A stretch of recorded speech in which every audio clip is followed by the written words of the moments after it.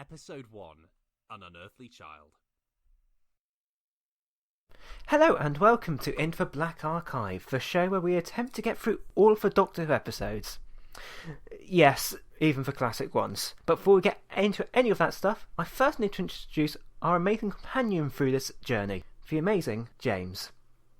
Hi Owen, hi everybody. This is Into the Black Archive. And when my host says some of the classic episodes, he does mean all of the classic episodes. Technically, I know I said going into this I wasn't going to interrupt you, but I do need to correct this one point. It is technically some of the episodes, because some of the episodes don't exist. Let me rephrase that. All of the classic series episodes that the BBC didn't burn by mistake.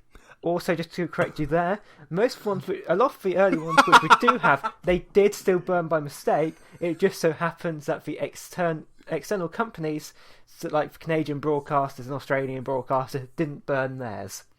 Continue. So anyway... So this is Into the Black Archive. We're going to go through all the stories that we can find. And basically. Yes, we're going to be this pedantic about it. And take a look, see what we like, see what we don't, and chart the journey of the world's longest-running science fiction series, all the way from 1963 through 13 Doctors and that war one to the present day. Yes. First of all, a little part in our little planning document. How's your week been? It's been all right. I've been getting ready for this, really. Watching the episode we're going to talk about, which is the very first one, and starting to get into some of the rest of Series 1 as well. Season 1, actually. Yeah. That's what we need to call it. First ever season. Or is this Season 1, current season, new Series 1? Yes, it's apparently how they distinguish it is it's Season 1 through 26 for the classic, and then it's Series 1 from when Eccleston comes in 05 for New Who. So yeah, it's Season 1, but it's like I say, we're really pedantic here. Me specifically, and also this is our third attempt of doing this, because our first recording we screwed up. The second attempt, we just chat about anything but Doctor Who. I ended up going to rant about Death in Paradise. Yeah, you were ranting about Death in Paradise. Which turned out to be factually incorrect all the way through. Yeah, you made a rant about two characters meeting that had met before and acting like they were meeting for the first time. Turns out they were meeting for the first time because it was just two completely different characters from the ones you thought were meeting in this anniversary special. Completely different gender as well, so I don't know how you messed that up. No, nor do I. So that's sort of factual fun and mistakes you might hear us make during this show. In which case, feel free to correct us at Black Archive Pod on Twitter. And also you can email us, blackarchivepod@gmail.com. That's a very nice presenter segue. Very nice presenter segue. Thank you. And one thing we can't get wrong this time, unlike your Death in Paradise mistake, is the synopsis of this episode. This is, of course, Doctor Who, story 1 of 296, An Unearthly Child, the 4-part serial that kicks off the whole Who experience. Of course, it was aired, firstly, on the 23rd of November 1963, a date commonly cited by all Who fans, and mainly a regrettable one as the Kennedy assassination put paid to people really watching it. So after a sort of begging job from Verity Lambert, they rebroadcast it before the second episode of the serial, where it promptly got massive ratings and kickstarted the phenomenon that has been going on for generations on generations. Owen, what is this episode about? So, the brief synopsis which I've got written down is that we join teachers Barbara Wright and Ian Chesterton in Coal Hill School, where they are a bit confused and worried about one of their young students, Susan. They decide to follow her home, only to meet a mysterious doctor. They then become unwilling passengers, possibly kidnapped in the TARDIS, where they get taken to 100,000 BC, where they have to escape the tribe of Gum. So, for a first episode, shot entirely on black and white, in a boxy television studio with little to no budget. It looks like it was made for about £2.70. Did you enjoy it? Because I did, for all it's worth. I did, but... Oh yeah, there's the caveat, but... I don't think it was the best show to start it with. Do you not think? Ignoring the first episode, which is essentially just introductory to all of our characters, which we'll talk about in more depth in a bit, aside from that first episode, everything else just felt a bit... It was good, but it didn't feel like it was a really big bang to start everything off with. Yeah, it wasn't like a boom, here's everything Who can be. It was kind of a show still finding its feet, of course, at the time. I think at the time, I think this was the only script they had written. Yeah, so really they were filming what they could. But what I will say about An Unearthly Child, and really Who in general at this point, and we will get into spoilers, by the way, so if you've watched it, great. If you haven't, go ahead, watch it now, or watch it later if you like what we say. Pause now and come back. Yeah, pause now and come back if you haven't seen it, or stay on, whatever you want to do, really, it's your life. So, what I do like about it is definitely that first part of the serial, where everything for Who is set up really cleanly, in a very defined way, and we get an idea of the characters really fast. But what I like about it is really defined, but also still mysterious enough. There's an enigma to it, massively so. Like, even for the characters who we supposedly could know more about, say, like Ian and Barbara, we still don't 100% know what their relationship is like. Yeah, because they're quite tense, aren't they? Certainly when they get in the car and they're waiting outside what is essentially a trash dump, or they think is a trash dump. We'll get into this bit here a bit more, but it's all just a little bit mysterious. Everything. But it's all still, as you say, it's still really defined. There's a cloud of mystery hanging over everything, but once they get into the TARDIS, the way everything is explained, it's so clear, and it proves that the mythology of the show has not changed in 58 years. It's been so faithful as a programme, and I think that's why, or it's certainly why I love it so much, because it has this fully defined world from the get-go. And immediately at the end of that first episode, we are off into adventures that back in the 1960s were almost unthinkable unless you were watching films, and something like Forbidden Planet. But those people who we go with, let's go into the characters now, let's get into that. This is our first ever episode. This is our first introduction to not just Ian and Barbara as like the main companions, the main unknowns to this new mysterious world, and Susan, of course. I'm not really counting Susan in this, because in theory she has been with the Doctor, so it's not really that mysterious to her. Yeah, but obviously that makes her a companion, like she's a prior companion. Yeah. Anyway. But it's our first introduction to the Doctor as well. So what did you think about So I wasn't really sure about. He seems a lot more mean than they could do this in this season. Yeah, the William Hartnell approach is something everybody talks about as being the New Who fans, people who love Tennant and Smith would be completely shocked by going back to William Hartnell. And certainly I remember when Peter Capaldi got cast and those first episodes came out and they tried doing a Hartnell-esque approach in points, a lot of people were like, that isn't the Doctor, but Hartnell is the template, and he's very mean, he's curmudgeonly, he basically kidnaps two poor teachers and takes them 100,000 years out of their own time to prove a point, where he then spends time lecturing. He is a mean old man, but by the end you quite like him still, and that's a difficult balance to pull off, and that's all to do with William Hartnell being such a good actor. Yeah, and also for surprising, considering how many issues they had getting scripts written for this, also the characters felt, with the exception of, I think, Susan and Barbara, but I think that's more due to the time when it was written. Sexism at this point in time is still quite... Underwritten female characters is a big issue in classic Who. Yeah, they felt well-rounded, especially for Doctor, despite his mysteriousness. Yeah, you immediately get a sense of who he is, and it comes through very strongly in the script. And then when we get to 100,000 BC, it all gets really interesting. And I kind of wanted to talk about, if we just go into like some of the points we were going to go about, the sets for this. We all know that they look cheap.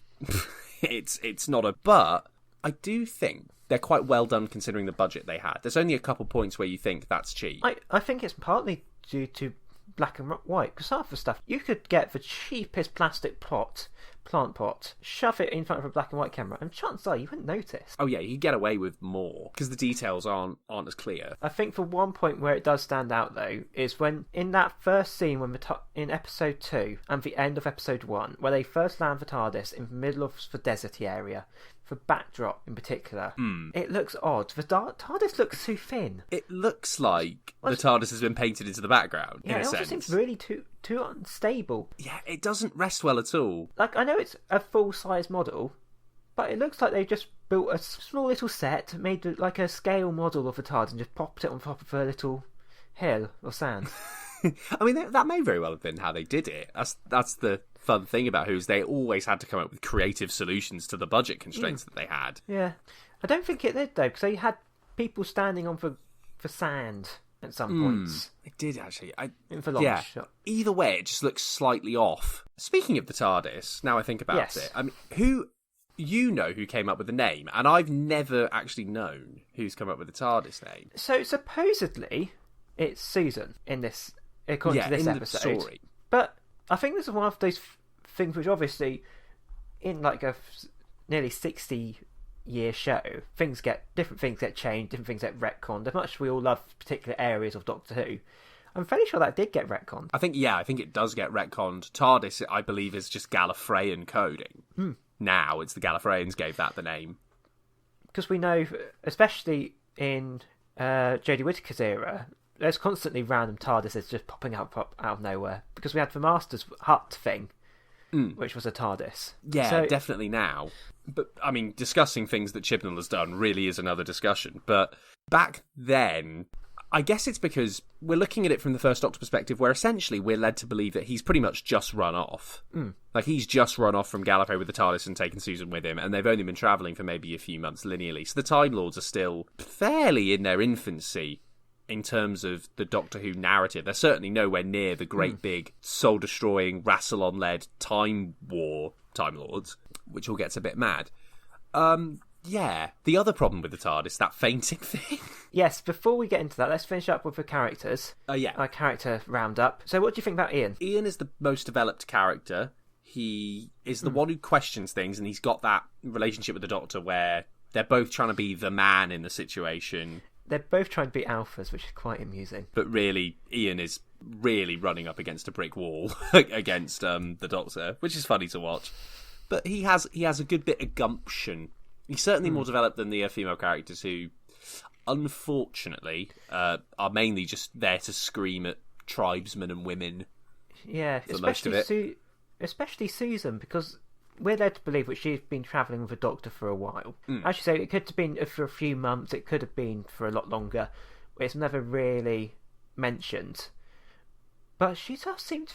Everything seems to be a mystery to her. Yes, certainly when they get there. Relies a lot on the Doctor. Like, as soon as the Doctor disappears, she full on panic. Yeah, she goes into massive panic mode. And it does feel like she's never been on the journey before. So they spent the whole first episode setting her up as having, historical knowledge that nobody else would because she's been travelling. And then turns around and just seems completely overwhelmed by the idea that she's doing the thing that we've been told she's doing. It's inconsistent at times. And then finally, like main companions, Barbara. I think she's the least developed. Definitely so. Barbara, is there... Do you know what? I was listening to something today. I was listening to a Russell T Davies interview today, actually, just randomly. And he was saying that Doctor Who was essentially developed by focus groups at the BBC, and they wanted 4 characters. They wanted an older guy, a younger girl, and then a man and a woman. And it felt like Barbara is very much just following the focus group of a woman that the men can look at and kind of go, that's a woman. Yeah. Woo. Because Doctor Who was initially just made as sort of like a filler episode to keep kids and adults preoccupied before the next thing started. Before Jukebox Jury. That was the show that was on after Doctor Who, and it was coming off of Grandstand, the big sports show. So it had to keep both sides of the family hung on. Which is a unique point. It still does really well. Because we were talking about this during our second recording attempt where we just recorded nothing. Because we got just really distracted. This is how we got onto the Death in Paradise discussion. We were trying to think of what shows on for BBC or any broadcast from the UK at the moment which does things similar to Doctor Who, because all the other ones you've got the big budget productions which are all very adult orientated, but then you don't really have any of the all family stuff. It is very difficult to find family drama nowadays that works. His Dark Materials is probably the closest thing the BBC has done recently that's done well. But even then, I mean, that's 8 p.m. on a Sunday. The ratings aren't absolutely mind-bending in the same way that Who's were, and have been. Yeah, the main dramas you'll get now on British television are the Jed Mercurio stuff. 9 p.m. dramas, crime, adult-focused, great shows. That all really sort of... I don't want to say basic, but sort of like for really plodding along... things, sort of like for Death in Paradises. Yeah, you get either Mercurio or stuff like Death in Paradise, which is comfort viewing, It's nice comfort viewing that you don't really have to think about, because the Ralph Little will solve a crime because the microwave has gone off in a certain way. After 40 minutes, you're like, oh, that's it. No one's really paying attention. But we pay attention because we're pedantic. Pulling us back from my thing, which I pulled off to one side for. So, plot points in this episode. Set's going bad, we've done that one. Yeah, I think we can talk about the fainting. It's probably the best one. Because for fainting. That is something that would throw everybody off, because when they get to 100,000 BC, wake up in the TARDIS for episode 2, and boom, Ian and Barbara have been knocked out by the sheer shock of time travel. Yeah, which you can sort of make the argument of they wouldn't do it in the next few episodes because they've been through it once before. Which, it's an argument you can make. I disagree with it, but it's an argument you can make. But then you then have all the other companions which come after them, which also don't faint. Absolutely no issues whatsoever. It is the quickest bit of retconning ever, because it's within one story. It's quite incredible. You'd think that if the shock of travelling the TARDIS the first time was so bad, you'd have thought Wilfred Mott had died in the end of time with his, he looks like someone with heart problems. He'd have probably been gone. We would have lost many to the threat to the TARDIS, although the TARDIS has been inconsistent recently. Did you realise in the recent Christmas special that it takes them 4 minutes to travel to Osaka in the TARDIS? Since when? This is actually something which always confuses me about the TARDIS. Always. So it's a time machine, so it can travel anywhere in time and space. But it always seems to take for ages to get anywhere. It's when the story demands it. Oh, it really is when the story demands it takes too long. Because you can have episodes where they just spend the entire time travelling from A to B, and supposedly the entire story takes place in that travel time. And you just sat there going, right. Are you sure that's how it would work? Yeah, the fainting is very funny, to be honest, because it just looks very cheap and very naff.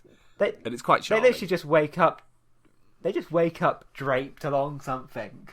And you just sat there going, why? Why are they doing that?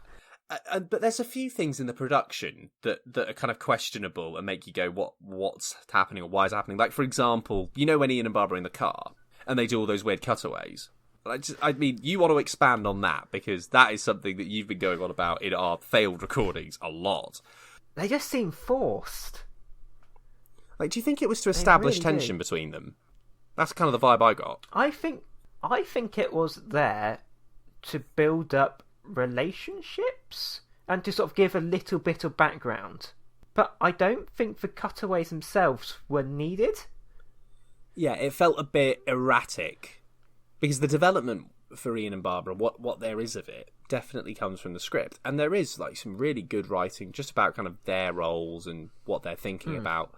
Susan, I mean, there's already enough development by thinking there's two teachers with social lives so non-existent that they can follow a kid back to their house. Do you think it was... I've just thought of this. Do you think it was technical problems? Because if you think about it now, if you can have a massive bit of dialogue in modern day TV, you would have them chatting in the car and do loads of different wide angles. Yeah, you do your two angles, you do your over the shoulders, yeah. Do you think because it was such a small set they couldn't do something like that? So they decided, instead of just having two people sat in a car talking, they decided to have these come up on the screen instead? Very possibly. Doctor Who was definitely a show that was dealing with production constraints. I mean, like I said earlier, it's like the budget is literally a Tesco meal deal. Yeah. The thing is cheap and charming, but in the best way possible. And that is part of the allure of Who, I think. The cheapness actually helps. But also, why they're there in the first place. It's just weird and a bit creepy. Yeah, there is no real explanation for it other than we're concerned for her well-being, let's follow her to her house. But there's I don't know what safeguarding was like in the 60s. To be honest, they were still using the cane back then, so they can't have cared about the kids too much. So I don't know why they're suddenly following girls back to their houses. Despite how horrible the Doctor is in this episode, I completely agree with him. It was weird. It is creepy. They shouldn't have done that. He has a very valid point. We were worried about her. Okay, surely you then do a phone call home. Yeah, you phone up. You don't immediately... I mean, there were phones in 1963. I know that much. They could have got it. They could have done. Yeah, it just all felt a little bit weird.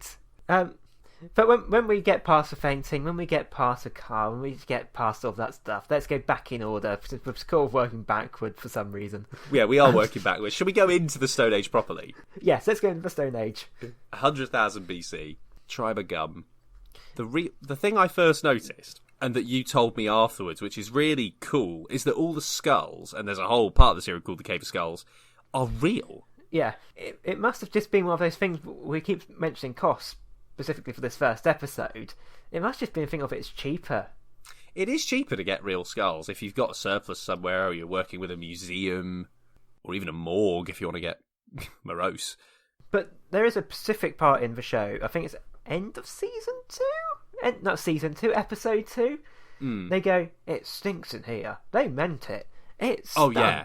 Yeah, because it's real skulls. I mean, you can put any kind of preservative on it if you want, but preservatives won't stop the smell fully when you're throwing a great big cave with all of those. I mean, excluding this cave, studios by their very nature are not exactly the most well ventilated.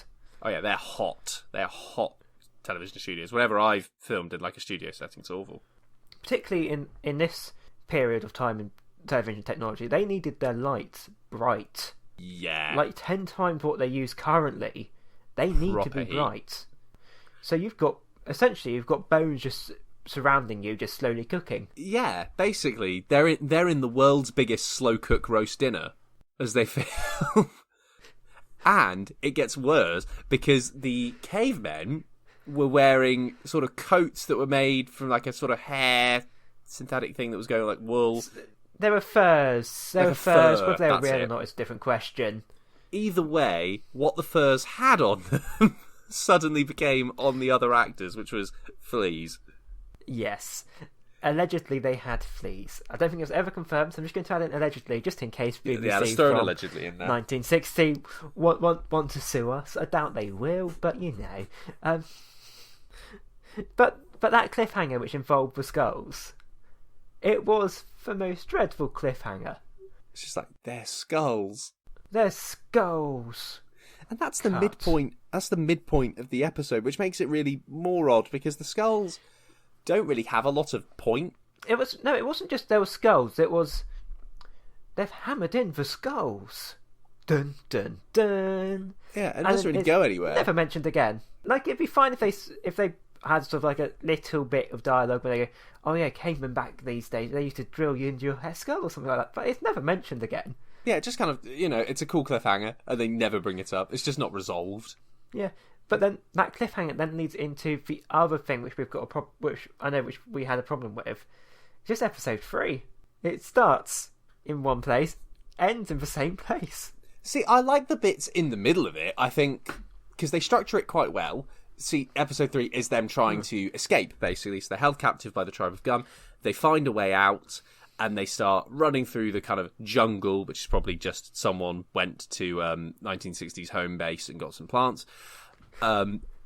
And eventually they can get out, but they decide to help one of the tribesmen, Czar, who gets injured in a dinosaur attack. Which is quite well done. You don't see it, but it's very well implied what happened. Yeah. They do it with the sound design and seeing the aftermath, which is the best thing you can do. It's that old Hitchcock technique of if you don't show it, you'll let the audience imagine it. Because it's never actually mentioned what the beast is. Yeah, true. I say dinosaur, but that's just because the sound is kind of like that. You say dinosaur, but it could equally have been a bear or something along those lines. It's never mentioned. I thought it was a bear, to be quite honest. Yeah, it could be even pre that. It could be some just kind of fictional horror thing with wings that would have got him.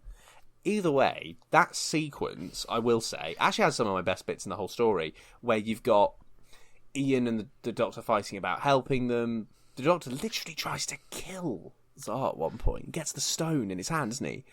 And he looks like he might crack his head, and you're like, whoa, that is not David Tennant. He's only stopped by Ian, who I think Ian's some moral. I don't know yet. But I'm assuming Ian's going to be sort of like the moral compass of this entire thing. It feels like it, and softens out the Doctor. But I think this place here. Well, not much happens in season 3. It's the bit for relationships to build. Because you've got the relationships between the companions, Ian realising which the Doctor might be slightly murderous. And him coming to terms with that. And also you've got the female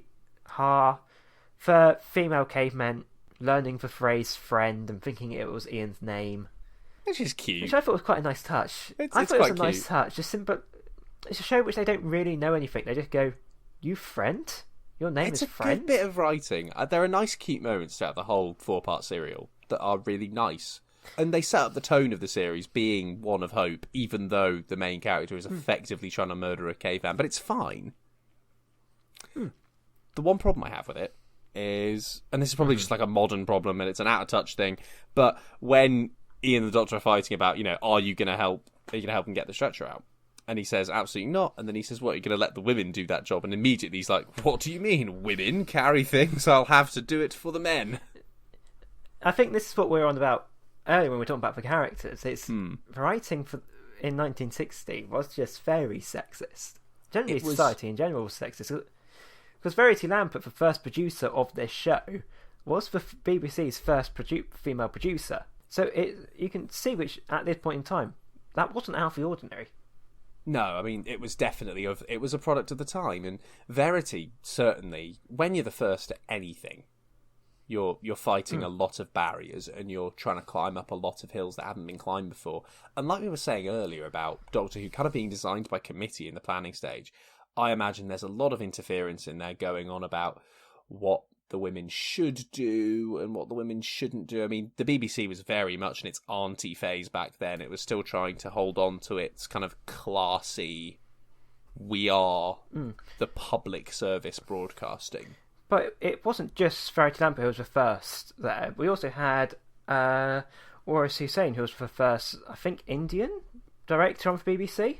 Yeah, and that was it was difficult then to be in the 60s because that was in a climate of a lot of sort of migration that was post-colonial. And so everyone's trying to climb up barriers, and some of them are there. Episode 4. So that's the sort of conclusion. He had the fight scene, which was alright. It was. But I didn't really know what was fine. going on. It was very difficult to follow. It was... Within 2 seconds, I had no clue who was who. It was all filmed in close-up cutaways, wasn't it? And it was very discombobulating visually. There was no real consistency of motion, which makes things difficult to follow. Yeah. But it did the job. I mean, there are worse fights on Star Trek. You can definitely tell which it was, because at this point in time, pretty much everything's recorded as live, but you can definitely tell that one in particular was not recorded as live, because it was just too much movement. Yeah, way too many inserts. But the main thing that gets me about episode 4 is the way they get out of it is very It's like, I understand what happened. So let me just set this up. So what we end up having is they get recaptured again, and then they get essentially Zao wants to conjoin the companions and his tribe together. Yeah. So the companions give them fire, which they can. The tribes are going, yay, we now have fire. Because pretty much the entirety of the story was trying to give the cavemen fire. So they're sat down in the cave, trying to work out ways to escape. And then, so the way they escape is they essentially put skulls on top of fire. Yeah, Susan has a big light bulb moment where she's like, oh, I know what we could do. We could light that stick on fire and put it inside the skull and create essentially fake bodies like Alcatraz prison break style. But the way she comes to it, though, is so bizarre. It's as if it's the most obvious thing in the world. Because it's not even that. It's like, if she was sat on... Because they're all sat on the floor at this point talking. If she was all sat slightly off camera, playing around with skulls and fire, and puts them on top of each other and goes, oh my god, look at this. That would make sense. But then she just stands up, walks over to the skull and fire, and just shoves it on. Yeah, there's no talking, but everyone knows what it means. It's sort of unsaid, as if it's like really obvious that that's going to work. People will just think it's bodies. I think they're just kind of relying on the fact that tribes people from 100,000 BC are incredibly dumb. Yeah. And also, they had it so the cavemen when the cavemen find them, they then come across it. They're terrified, thinking, which I'm assuming that they died. Yeah, They think they've been killed by the fire. But then they realise which the fire didn't kill them, and then they tried to chase after them again, which I just don't think makes much sense. But by that point, they've ran free, and they all think they're going to get back home to 1963, and it doesn't take them to 1963. Yeah, they instead go to somewhere, which is undisclosed, but we see the part of the TARDIS which is possibly the most faulty and the most dangerous. The Geiger counter. The ending clip of it all. Oh, that reminds me, one more thing before we do wrap this up, is what I find really funny is when they get to 100,000 BC and Hartnell's going on about, I need to take samples. I need to check the radiation. It's like, modern Who, we are not worried about radiation. It's very much a product of Cold War. Imagine how many incidences the modern Doctor Who and modern Doctor and their companions could avoid if they just did all of these things. Imagine what that episode New Earth would have been like when Tennant and Rose are there and they're flying out to 5 billion and Tennant's like, right, so, I need to take a sample, maybe some stone samples, let me check the air. Rose Geiger counter. It would take ages. But then the Geiger counter is then instantly broken, and then by the end of the episode, they've essentially completely forgotten about Geiger counter because they look at it and it scales up slowly, but off camera, and then flashes to the absolute maximum. It's very Chernobyl. Yeah, and I won't play about it here because I've started to watch Dalek, but I've got some complaints about this flashing, which we'll go into next episode. Yes, we definitely will, because as Owen has just said, it's The Daleks is the next serial, and I think you all know what that means. It's amazing how fast they came up with the Daleks. Literally second episode in. Because you look at Star Trek, it took them years to come up with the Borg, which is their sort of like de facto ultimate enemy. But anyway, to round this up, out of 10, what do you give this episode? I'm going to give this a 7. Like a nice, happy 7. I think it's charming. It sets up the show really, really well. It's got its faults and its rough edges, but you can tell there's the magic of Who is in there straight from episode 1, and that's just fantastic to see. And you can tell it develops and develops. That's why we're still here talking about it all these years later. I'm going to give it slightly less. I think I'm going to give it 5 or a 6. Purely all right, William Hartnell. Purely because it's the first episode, and it is just a bit dull. It's a bit slow-paced, I'll admit. But I think it's nice. It's bland. It's not slow, it's bland. There's no bang to it. We could go on about it for ages, but we really have overstayed our welcome, I'm sure. Yeah, we're meant to only be recording for half an hour, and this episode is definitely longer than that. You'll see how long it is, because I've got to edit some of it out. Thank you for watching the first episode. Hope you join us for next time. We'll hopefully be back on Sunday around 5 o'clock, GMT. Do you have anything else to say, James? Yes, sure, Owen. There's plenty of ways you can get in touch with us. If you liked this or want to tell us that we're idiots, our Twitter's Black Archive Pod, and the mail is blackarchivepod@gmail.com if you'd like to write in. But thank you very much for listening. See you next week. Have a good week, and farewell. See you later. Goodbye.